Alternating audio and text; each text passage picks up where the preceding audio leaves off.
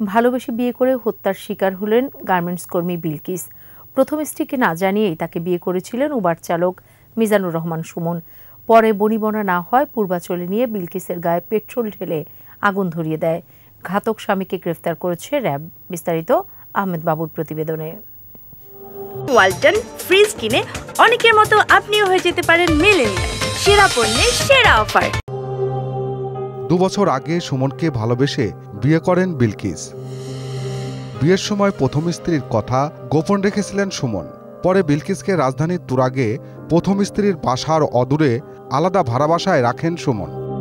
4 মাস ধরে বনিবনা হচ্ছিল না এই দম্পতির। এর জেরে বিলকিসকে হত্যার পরিকল্পনা করে সুমন। 19 মে পূর্বাচলের নির্জন স্থানে নিয়ে গিয়ে বিলকিসের শরীরে পেট্রোল ঢেলে আগুন ধরিয়ে পালিয়ে যান সুমন। স্থানীয়রা উদ্ধার করে হাসপাতালে ভর্তি করলে চিকিৎসাধীন অবস্থায় মারা যান বিলকিস। উত্তরা কার্যালয়ে সংবাদ সম্মেলনে র্যাব 1-এর অধিনায়ক জানান, হত্যার 48 ঘন্টার মধ্যে গাজীপুর থেকে নিহতের স্বামী সুমনকে গ্রেপ্তার করা হয়েছে।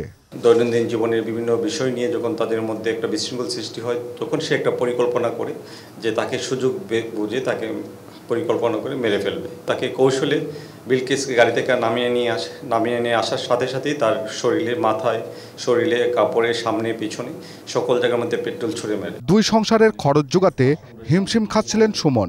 নিজের সংসার চালাতে বেশি টাকা দাবি করলে বিলকিসকে হত্যা করা হয় বলেও জানায় র্যাব। তাকে গতকাল গাজীপুর থেকে ধরতে সক্ষম হয়। তাকে প্রাথমিক জিজ্ঞাসাবাদে সে তার ঘটনা অকপটে স্বীকার করে যে পরিকল্পনা এবং তাদের হীন মানসিকতা যে কোনো মানুষের জন্য বিবেককে সাড়া দেয়। গাজীপুরের কালীগঞ্জ থানায় সুমনের বিরুদ্ধে হত্যা মামলা করেছে বিলকিসের পরিবার।